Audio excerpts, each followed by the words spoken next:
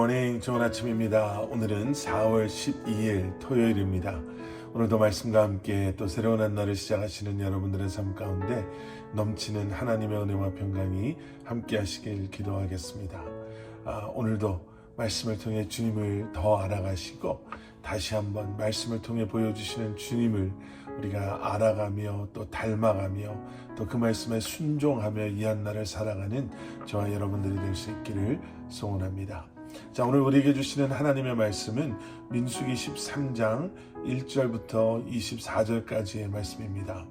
민수기 13장 1절부터 24절까지의 말씀. 자, 이제 오늘 본문 말씀을 시작으로 우리가 너무나도 잘 아는 가나안 정복을 앞두고 정탐꾼들을 보내는 이제 그런 말씀을 묵상하게 됩니다. 오늘 본문 1절과 2절의 말씀을 보시면요, 하나님께서 모세에게 각 지파의 지도자들 한 사람씩을 뽑아 가나안 땅으로 보내라 라고 말씀하고 계시죠. 1절과 2절 말씀입니다. 여호와께서 모세에게 말씀하셨습니다. 사람들을 보내어 내가 이스라엘 백성들에게 줄 가나안 땅을 살펴보게 하라. 각 지파에서 지도자를 한 사람씩 보내라. 자, 이 말씀을 우리가 오해하는 경우가 있습니다. 우리는 하나님께서 마치 시험처럼 이스라엘 백성들 중에 지도자들을 가나안 땅에 보내셨다라고 주로 생각을 하지요. 하나님께서 마지막에 이제 가나안에 들어가기 전에 무슨 테스트를 하시는 건 아닌가?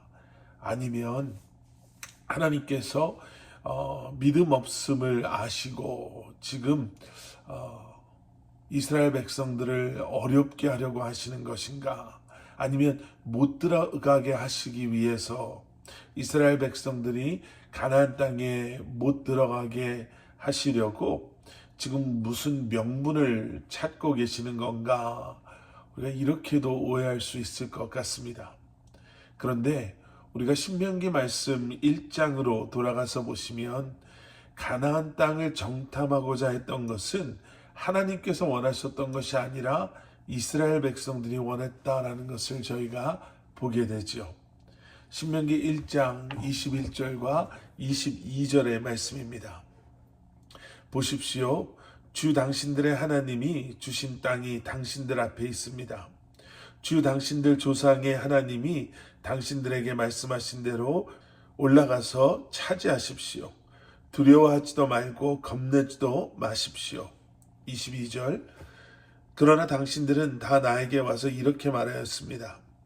땅을 탐지할 사람들을 먼저 보내서 우리가 올라갈 길과 우리가 쳐들어갈 성읍들이 어떠한지 그 땅을 정찰하여 우리에게 보고하게 하자. 예, 하나님께서 원하셔서 가나안 땅을 정탐하는 것이 아니라 이스라엘 백성들이 그렇게 하고자 했다라는 거죠. 모세는 분명히 이스라엘 백성들에게 두려워하지 마십시오. 겁내지 마십시오. 우리는 그저 올라가서 차지하기만 하면 됩니다. 라고 말했지만 이스라엘은 믿음 없음으로 자신들의 방법대로 사람을 보내어 그곳이 어떤 건지 어떻게 생긴 곳인지 우리가 어떻게 해야 하는지를 알고자 했다라는 것이죠. 믿음으로 끝까지 주님을 신뢰함으로 나아가는 것이 아니라 지금 그곳까지 인도하신 하나님을 신뢰하고 그동안 하나님께서 행하신 일들을 기억하며 가나안에 들어가 그 땅을 차지하기만 했으면 됐는데 그들의 믿음 없음이 이렇게 시작되어서 우리가 알고 있는 것처럼 그 뒤로 수많은 고통과 아픔을 가져오게 되지요. 하나님께서 정탐꾼을 보내신 이유는 다시금 이스라엘로 하여금 믿음으로 지금의 상황을 바라볼 수 있기를 원하시기 때문에 그렇게 하신 것입니다. 오늘 보면 18절부터 20절까지의 말씀을 보시면 그곳에 가서 그들이 해야 할 것에 대한 말씀이 나옵니다. 그 땅이 어떤지, 거기 사는 사람들이 힘이 센지 약한지, 수가 적은지 많은지, 알아보라. 그들이 어떤 땅에서 살고 있는지, 그 땅이 좋은지 나쁜지, 그들이 어떤 성들에 살고 있는지, 성벽이 없는지, 튼튼한지, 토양은 어떤지, 비옥한지, 메마른지, 나무들은 있는지 없는지 등등 말이다. 그 땅의 열매들을 갖고 돌아오는데 최선을 다하라. 그때는 포도가 막 익기 시작하는 시기였습니다.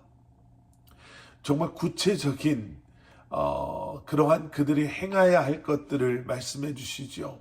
그런데 저는 이 말씀을 보면서 오늘 그런 생각을 했습니다. 이렇게까지 구체적으로 그들이 바라본다면 그 땅이 어떤지, 거기 사는 사람들이 힘이 센지 약한지, 성벽은 있는지 없는지, 있으면 얼마나 튼튼한지, 이런 것들을 바라보면 있던 믿음도 없어질 것 같아요.